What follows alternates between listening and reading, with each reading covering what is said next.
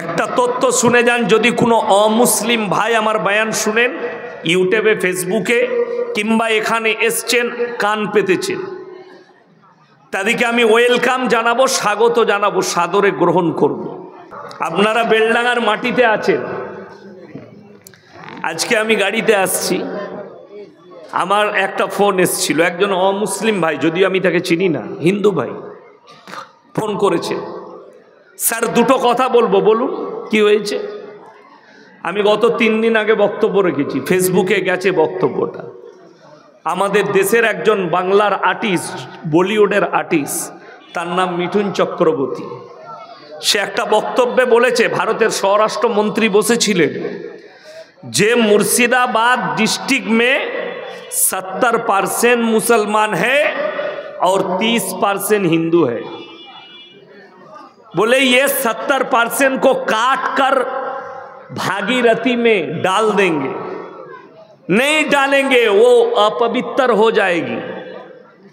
गंगा माँ पवित्र है, उसको हम उसमें नहीं डालेंगे, उनके घर में गाड़ देंगे। तो এই ভদ্রলোক বললে, আপনি এটা বলেছেন? আপনাদের একজন এমএলএ মুর্শিদাবাদের, সে যে কিছুদিন আগে অন্য কথা বলেছিল অমুসলিমদের জন্যে। আমি বললাম, মুসলিম বলুক আর হিন্দু বলুক, নেতা বলুক আর মৌলবি বলুক, যেই বলেছে সেই অপরাধী, সে যেই হোক, মুর্শিদাবাদের এমএলএ হোক আর এমপি হোক, তুমি যদি বলো হিন্দুদিকে মেরে দাও, তোমার থেকে বড় শরীয়তে অপরাধী আর কেউ নেই। ইসলাম তরিকা দিয়েছে, কোরআনে আছে, তোমরা কারু দেব দেবীকে গালি দিও না, কারু ধর্মকে গালি দিও না, নিজেরটা থেকে সরে যাও না। আপনি কালমার দাওয়াত দেন, ইনশাআল্লাহ আল্লাহ যাকে হিদায়েত দিবে সে হিদায়েত পাবে। যদি বলেন ভারতে কি মুসলমান মুসলিম ভাইরা ইসলাম কবুল করছে, এ বেলডাঙ্গার ভাইয়েরা শুনে যান, এই শেষ রাত্রিতে, এটা আমাদের কোনো সমীক্ষা নয়। আজ তাক বলে একটা চ্যানেল আছে, তার একজন অ্যাঙ্কার আছে, তার নাম হচ্ছে সুধীর চৌধুরী। সে নিজের ল্যাবেতে ডেকেছে বাগেশ্বর ধাম বাবাকে, আর বলছে, বাবা आपको एक आंकड़ा दिखाएंगे। आंकड़ा माने बुझेन আপনারা, যারা হিন্দি উর্দু জানে তারা বুঝে। আঁকড়া মানে হচ্ছে গুনতি, হিসাব। বললে আপনাকে একটা হিসাব দেখাবো, কিসের? 2015 থেকে 2021। কত বললাম? কথা বলবেন, কত বললাম? 2015 থেকে 2021। এই সময়ের ভেতরে কতগুলো অন্যান্য ধর্মের মানুষ ইসলাম কবুল করেছে, কতগুলো অন্যান্য ধর্মের মানুষ সনাতন ধর্মকে গ্রহণ করেছে। তো তিনি কাগজ বার করলেন, বাবাকে শোনাচ্ছেন, বাবা শুনছেন। কি 2015 থেকে 2021 পর্যন্ত 13 লাখ অন্যান্য ধর্মের মানুষ ইসলাম কবুল করেছে। জোরে বলুন সুবহানাল্লাহ। 13 লাখ। বাবাকে আবার বললে, बाबा ये भी आंकड़ा देख लीजिए, और दूसरी धर्म से अन्यान्य धर्मेर मात्र 30,000 लोग तारा सनातन धर्म के निয়েছে, গ্রহণ করেছে। कितना अंतर है, यार पार्थक्यটা কত? बाबा बोलছেন आसमान और जमीन का फर्क है, आसमान और जमीনের फर्क। আপনি ভেবে দেখুন, আমরা কেউ কি গালি দিই? কথা বলেন। আমার 1 লাখ জলসা ছুটছে ইউটিউব আর ফেসবুকে, একটা কোনো অমুসলিম ভাই, কোনো শিক্ষিত মুসলমান ভাই একটা জলসা যদি বার করতে পারেন, আমি শ্রী রামজিকে গালি দিয়েছি, শ্রী কৃষ্ণজিকে গালি দিয়েছি, দুর্গাকে গালি দিয়েছি, কালী ঠাকুরকে গালি দিয়েছি, সরস্বতীকে গালি দিয়েছি। একটা যদি বার করতে পারেন, আমি জীবনে আর সমাজের বুকে বক্তব্য দেব না। এখন আমি স্টেজে আছি 1.5 ঘন্টা, যদি কেউ বার করে দেখাতে পারেন, আমি আজকে পয়সাও নেবো না, নেমে গাড়ি চেপে পালিয়ে যাবো, জীবনে বক্তব্য দেবো না। কাল থেকে জলসা বন্ধ, মাদ্রাসার ক্লাস করব। দিন। কিন্তু বড় কষ্ট লাগে, প্রতিনিয়ত ভারতের কেউ না কেউ নবীজিকে গালি দিচ্ছে, কেউ না কেউ রসুলকে গালি দিচ্ছে, কেউ না কেউ কোরআনকে গালি দিচ্ছে, কেউ না কেউ দাড়ি টুপিকে গালি দিচ্ছে, কেউ না কেউ মুসলমানকে ধরে জয় শ্রীরাম বলে মারছে। আমি দুদিন আগের ভিডিও দেখলাম, আমাদের বাংলার, যদিও জায়গাটা জানা যায়নি কোথায়, একটা হিন্দু পাড়ায় একটা মুসলিমদের হোকার, ছেলেটা কিন্তু মুর্শিদাবাদেরই হবে, কি করে থালা বাসন এসব বিক্রি করে। সে বেচারা গলিতে ঢুকেছে, তাকে জিজ্ঞেস করছে তোমার নাম কি? সে নাম বলেছে মুসলিম। বলে না না, এদের কাছ থেকে কেউ মাল কিনবে না। মেয়েটা বলছে বেরিয়ে যাও, এর কাছে মাল কিনো না, এরা টাকা ইনকাম করবে আবার বাড়িতে গিয়ে আমাদিকে মারবে। এখনো পর্যন্ত সেই মেয়েটা অ্যারেস্ট হয়নি, এখনো পর্যন্ত মিঠুন চক্রবর্তী অ্যারেস্ট হলো না। দুঃখের বিষয়, আপনাকে এখানে দুটো কথা ভাবতে হবে, শুনে যান। কুকুর দুটো সময় চিল্লায়। কটা সময় বললাম? কুকুর দু সময়ে চিল্লাতে শুরু করে।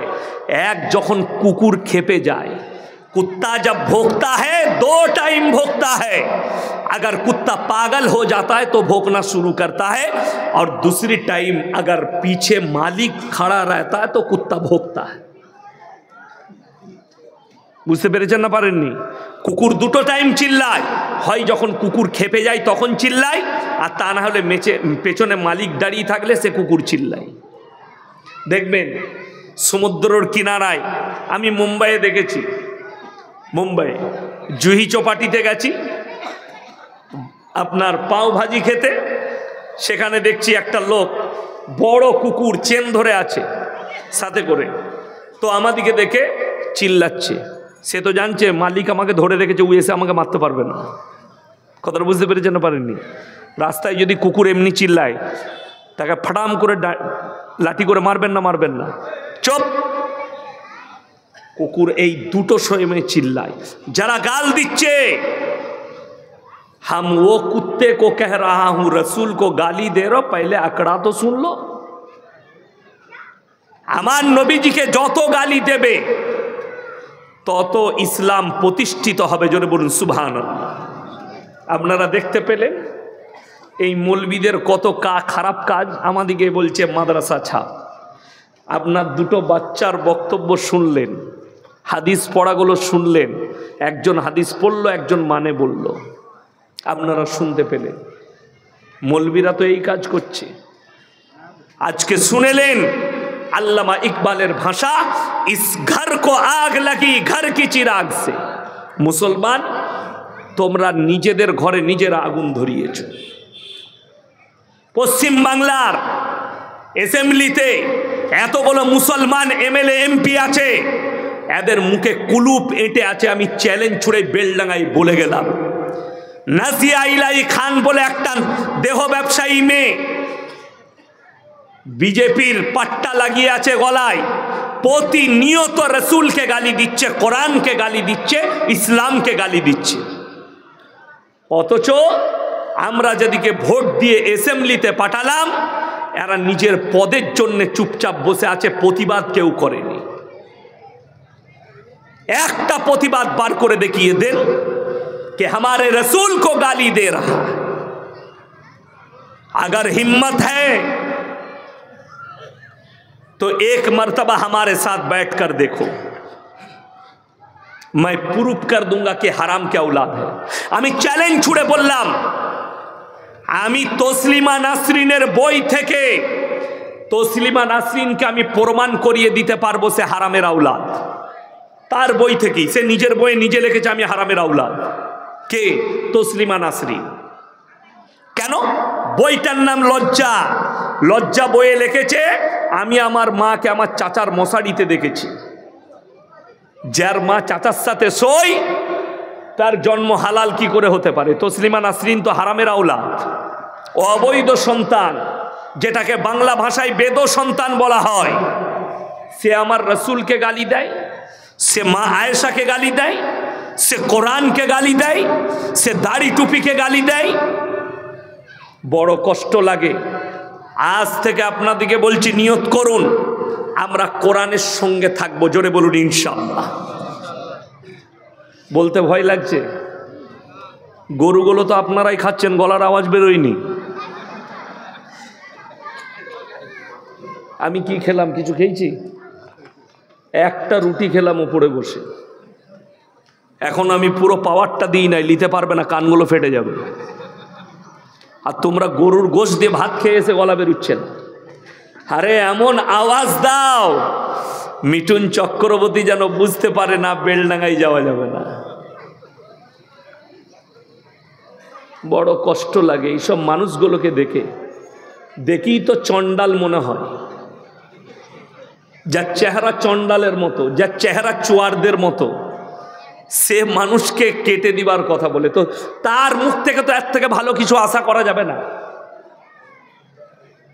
সে যেই বলুক, সে মুসলিম হোক আর হিন্দু হোক অপরাধী, সে এমএলএ হোক আর এমপি হোক অপরাধী।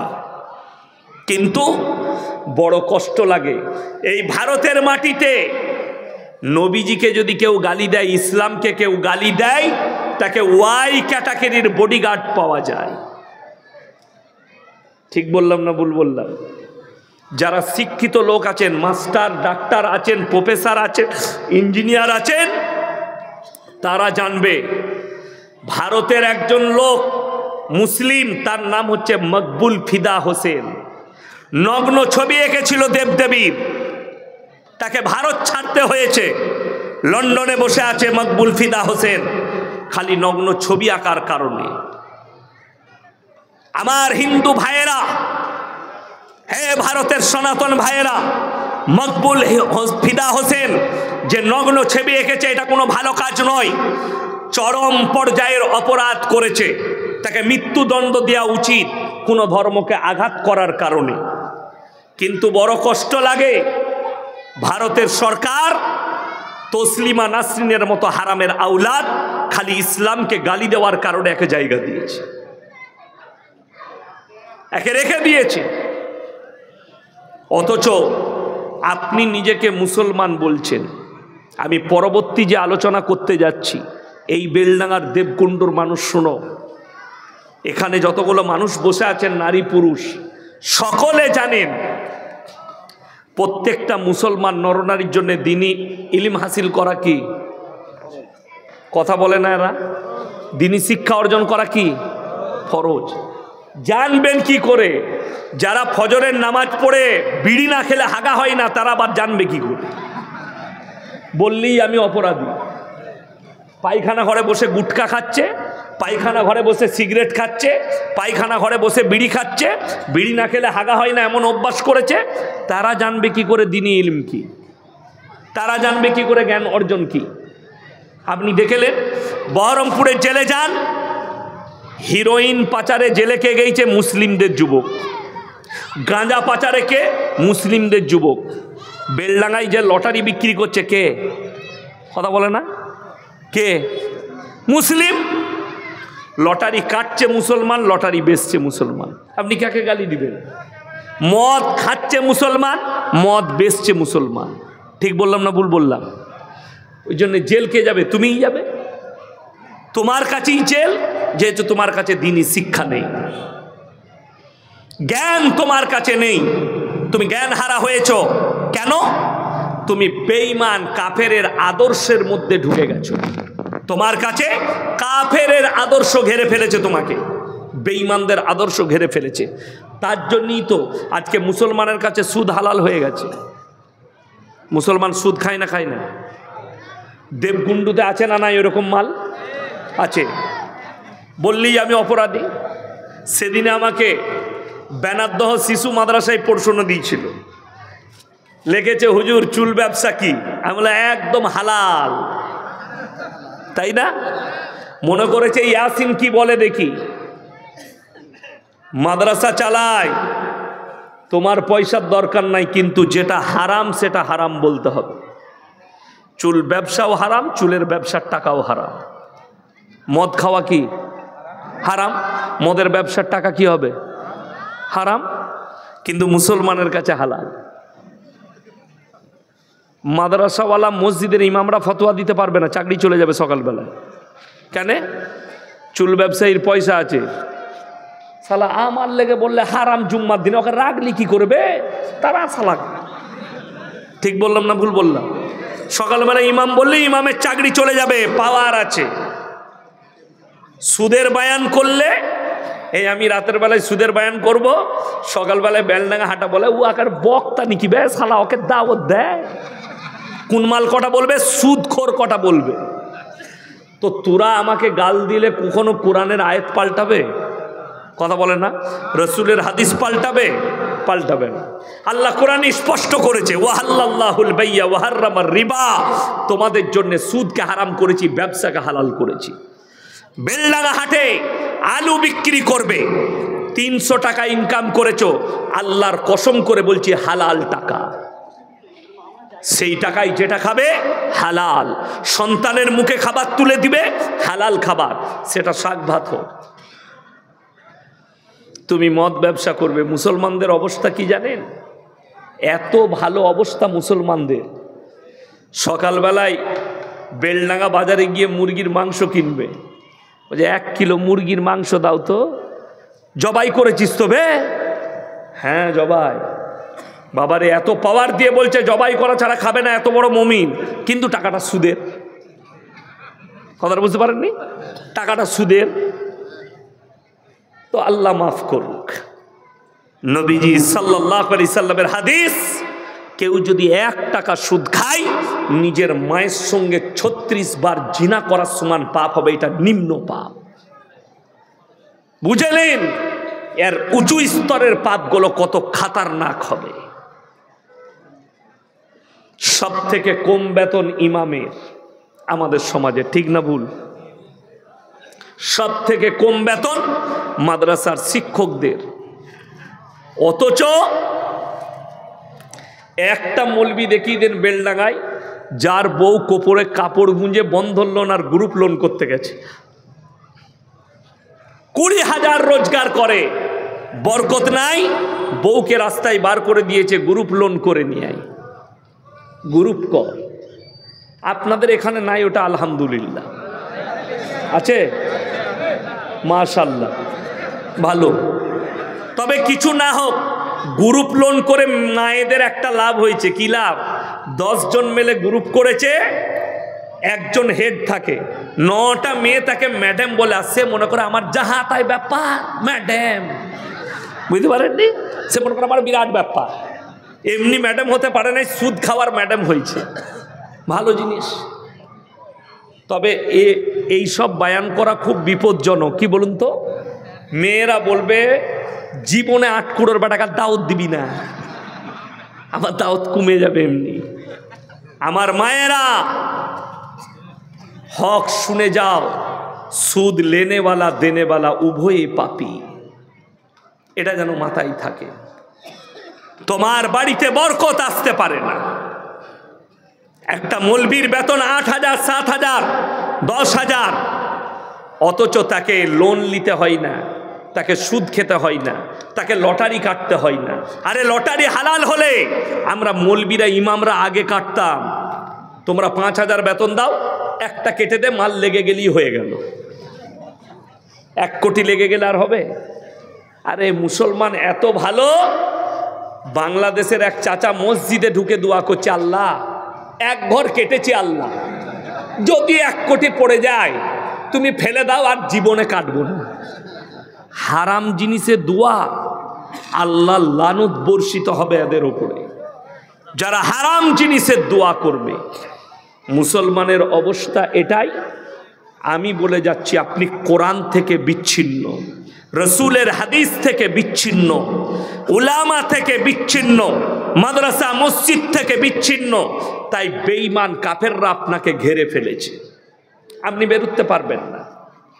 এখানে স্টুডেন্টগুলোকে তুলেন, 100টা কলেজ পড়ুয়া হলে 70 থেকে 80টা কলেজ পড়ুয়া 12টা মাসের আরবি নামটা বলতে পারবে না। ঠিক বললাম না ভুল বললাম? কিন্তু সেই হারামখোরকে জিজ্ঞেস করো 1 জানুয়ারি কবে, ও ডেট লেখেই রেখে দিয়েছে।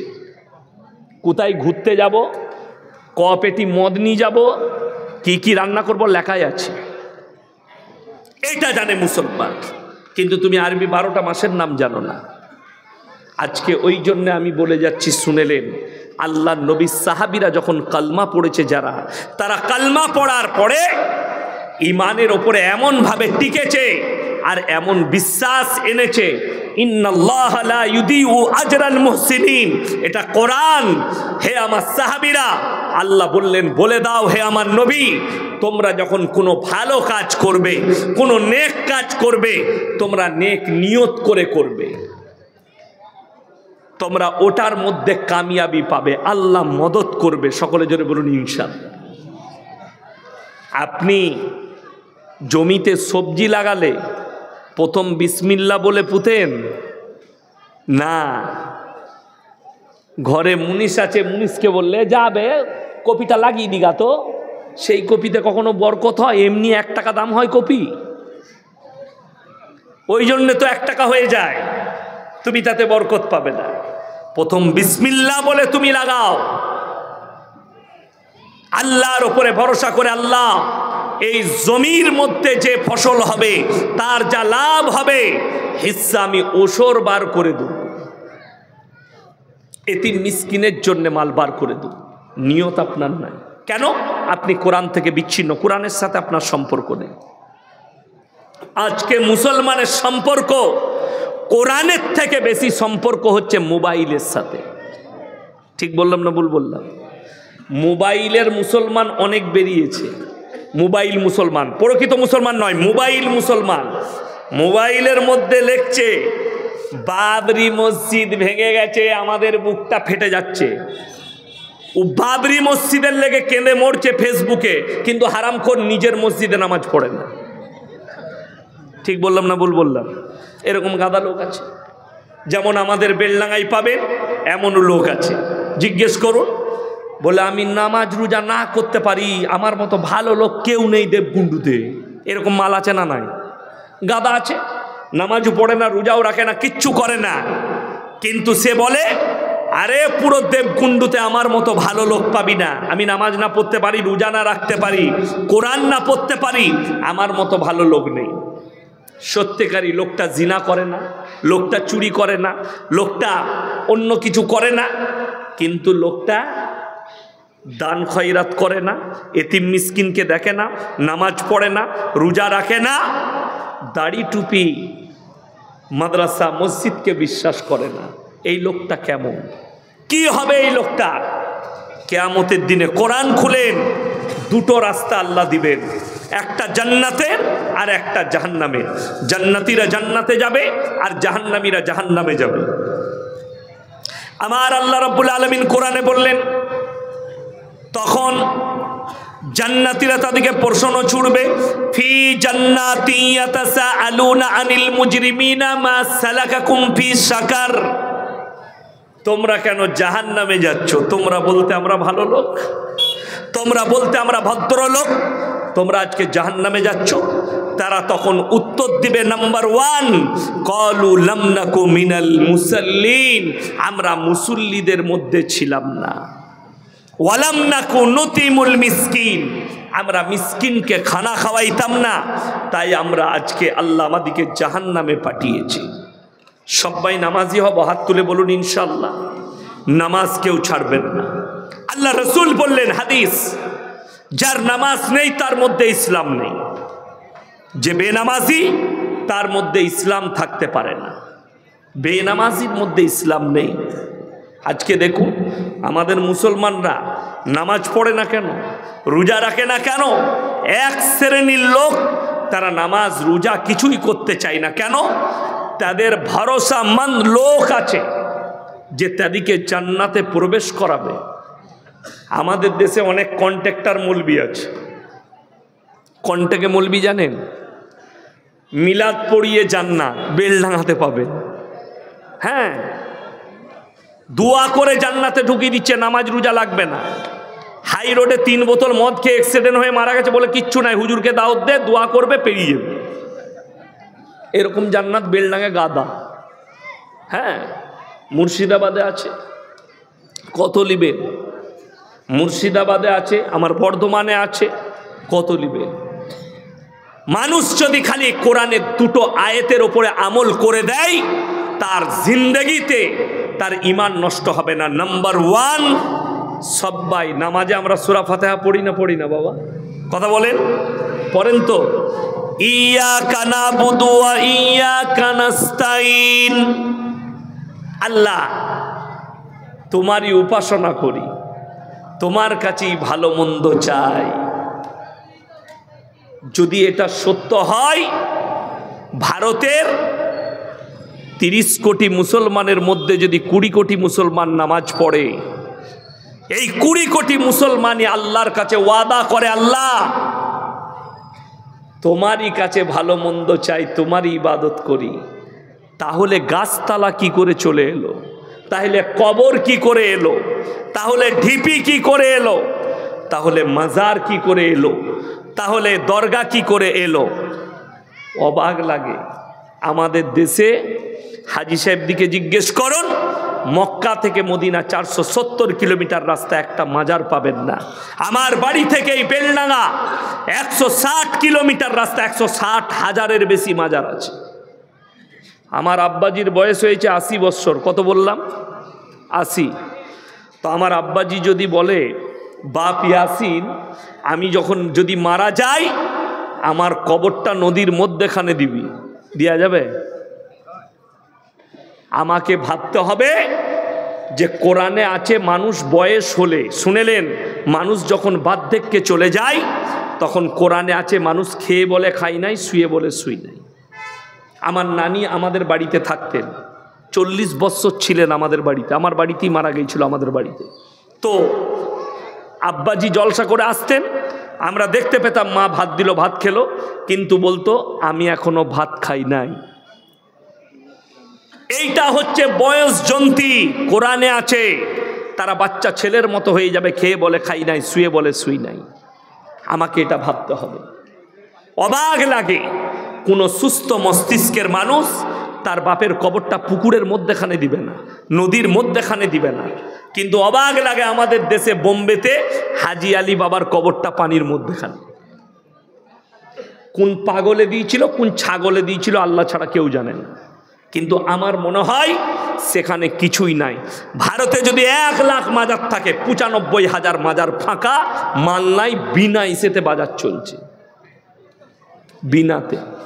আপনি চলুন, কলকাতা ঢুকবেন, সাঁতরাগাছি ব্রিজ যখনই পার করবেন, সাঁতরাগাছি ঢুকার আগে রোডের মধ্যেখানে মাজার আছে, বিদ্যাসাগর সেতু চাপার আগে নামবেন, রোড ঘুরবেন, আর একটা আমি খালি চিন্তা করি, এই পীরগুলো মরার জায়গা পায় না রেল স্টেশনের ধারে, না হলে রোডের মধ্যেখানে। আর আমাদের ড্রাইভারদের একটা ভালো গুণ আছে, যারা লরি চালায়, ট্রাক চালায়, তারা আর জানায় হোক, মদ খাক, গাঁজা খাক, ওরা দেখছে বাবা রে, মাকদুম বাবার কবর, ঝাড়াম 10 টাকা, জান্নাত রেডি। মদ খেয়েও জান্নাত, গাঁজা খেয়েও জান্নাত। এটাই তো আমাদের দেশের বাজার চলছে। কোরআন শোনাবো আপনাদেরকে, আমি গাঁজা খড়ি বকিনি। এক আল্লাহ বিশ্বাসী এক অমুসলিম ভাই, সে খালি একটা মাটির মূর্তি তৈরি করে উপাসনা করেছে। আপনি বলছেন এটা শিরক, আপনি তাকে কাফের ফতোয়া দিচ্ছেন, মুশরিক বলছেন। কোরআন বলছে ইন্না শিরকা লাযুলমুন আযীম, আল্লাহ ব্যতীত তোমরা গায়রুল্লাহর ইবাদত করো না। আল্লাহ ব্যতীত যারা অপরকে রব হিসাবে মেনে নিবে, তারা আমার সঙ্গে চরম অপরাধ এবং শিরক করলো। এই গুনাহ আমি মাফ করব না যদি কেউ ইচ্ছাকৃতভাবে করে। কোরআন খুলেন, ইয়া আইয়ুহান নাসু যুরিবা মাসালুন ফাসতামিউ লাহু ইন্নাল্লাযীনা তাদউনা মিন দুনিল্লাহি লা ইয়াখলুকু দুবাবান ওয়ালা বিসতামাউ লাহু ওয়া ইয়াসলুবুহুমুদ দুবাবু শাইআন লা ইয়াস্তানকিদুহু মিন। হে নবী বলে দাও, তোমরা যাদের কাছে ভালো মন্দ চাইছো, যাদেরকে মালিক মনে করেছো আল্লাহ ছাড়া, তারা একটা মাছি পর্যন্ত সৃষ্টি করতে পারে না। এটা 17 পারা শেষ পৃষ্ঠা শেষ রুকু। আল্লাহ কোরআনে বললেন মাছি সৃষ্টি অনেক দূরের কথা, মাছি যদি তাদের প্লেট থেকে কোনো জিনিস ছিনিয়ে নিয়ে যায় সেটা উদ্ধার করার মতো ক্ষমতা তাদের নেই। তারা হচ্ছে শক্তিহীন, আর আমি আল্লাহ হচ্ছি শক্তিশালী। এই বায়ান করার কারণে আপনাদের মুর্শিদাবাদের এক জিলাপি হুজুর আছে, গুটকাখোর, তাদের নাম রেখেছি, তার নাম হচ্ছে জুবের। এই দিকে ভগবানগুলার দিকে কোথায় বাড়ি, সে ফতোয়া দিয়েছে ওয়াহাবিরা দেওবন্দিরা মুরগি জবাই করলে সেই মুরগি যে খাবে তার ঈমান চলে যাবে। আহলে হাদিসরা দেওবন্দিরা মুরগি জবাই করলে সেই মুরগি খেলে ঈমান চলে যাবে। ফতোয়া কার? গুটকাখোর জুবের। এখানে বাড়ি, মুর্শিদাবাদের পা। এরপর আমি বলেছি শোনো, এরা কত বড় জাহিলে মুরাক্কাব বলে দিই। মক্কায় মাটবেল বিছিয়েছে কে? আহলে হাদিস। কথাটা বুঝতে পারেননি? মক্কায় যে মাটবেলটা বিছিয়েছে, মক্কায় যে হোটেলটায় গিয়ে থাকিস ওটা ওয়াহাবিদের, মক্কায় যে হোটেলে খাচ্ছিস ওটা ওয়াহাবিদের, মক্কার হোটেলে যে রান্না করছে সে ওয়াহাবি। তোর ইমানটা কি করে রইল তো বুঝেলে? এরা বলছে এদের সঙ্গে মুলাকাত করলে বিবির তালাক হয়ে যাবে। বড় কষ্ট লাগে। আমি মাস 3 আগে উত্তরবঙ্গ থেকে জলসা করে কালিয়াচকে দাঁড়িয়েছি। এক বেরেলবি ভাইদের বক্তা সে এসে দাঁড়ালো মোটরসাইকেল নিয়ে। আমি 4 চাকা থেকে নেমে বসে দুধ খাচ্ছিলাম, চা খাচ্ছিলাম।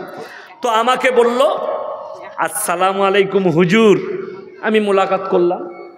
বলে হুজুর একটা ফটো লো। আমি লাও, তোমার শখ। আমার সঙ্গে সেলফি নিল। আমি তাকে খালি বললাম ভাই তুমি যে আমার সাথে সেলফি নিলে, মোলাকাত করলে, তোমাদের জুবের বলে জিলাপি হুজুর ফতোয়া দিচ্ছে এদের সঙ্গে মোলাকাত করলে বিবির তালাক হবে, এখন তোমার বউটা নিয়ে কি করবে? কথাটা বুঝতে পারেননি? সে তখন বলছে আরে ওয়া তো হারাম করু। আমরা এটা তুমি স্টেজে বলতে পারবে, মেম্বারে দাঁড়িয়ে বলতে পারবে? আমার ড্রাইভার সাক্ষী আছে, গিয়ে জিজ্ঞেস করে আসো। আমি তাকে বলে বায়ান করতে আসি নাই যে এই বায়ানটা করব। আমার ব্রেনে এলো। জেলাটার নাম হচ্ছে পূর্ব মেদিনীপুর। আমি জলসা করতে গেছি। আমার এক বন্ধু বললে হুজুর আপনাকে আসতেই হবে। আমি বললাম আমার খালি নাই, আমি ডবল জলসা করি না।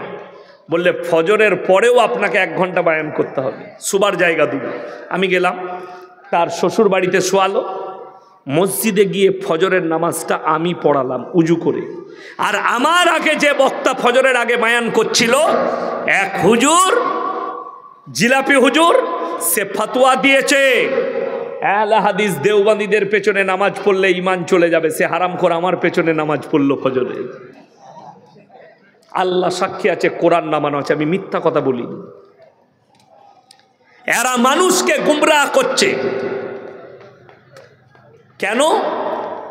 বলে এরা রসুলকে মহাব্বত করে না। সবাই একবার বলুন তো সাল্লাল্লাহু আলাইহি ওয়াসাল্লাম। এটা হচ্ছে রসুলের মহাব্বতের দরুদ। এটা দরুদ না দরুদ নয়, এটা দরুদ। আল্লাহ তুমি রসুলের ওপরে রহমত বর্ষিত করো। কিন্তু অবাক লাগে, আপনারা মোবাইলে অনেক ঝগড়া দেখেছেন। আমি খালি হাওড়া জেলায় দাঁড়াইনি কিয়ামে। কে কিয়াম করছিল জানি না, সে বক্তাকেও চিনি না। আমি গিয়ে আমার কাজ, আমি বসে থাকবো, আমি হাদিস কুরআন শোনাবো, তোর কাজ তুই কর। আমি বসে বায়ান করলাম। পরবর্তীতে এক বক্তা বলছে আমি যদি স্টেজে থাকতাম লাথি মেরে ফেলে দিতাম। আমি বলে যাচ্ছি দাঁড়িয়ে কিয়াম করা হারাম। কিয়াম শব্দ কেউ কেউ বলছে হাদিসে আছে, অবশ্যই হাদিসে। কিয়াম মানে হচ্ছে দাঁড়ানো। কিয়াম মানে কি বললাম? কথা বলে না, আমরা নামাজে দাঁড়াই না, ওটাই তো কিয়াম। কথাটা বুঝতে পারেননি? কিন্তু আমাকে দেখাতে হবে ইয়া নবী সালামুন আলাইকা, ইয়া হাবিব সালামুন আলাইকা।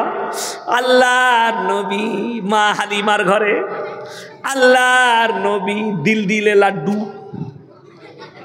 তো তুই জিলাপি খা আর কি খা, সবগুলো বলছে। এই শব্দগুলো হাদিসে কোথায় আছে আমাকে দেখা।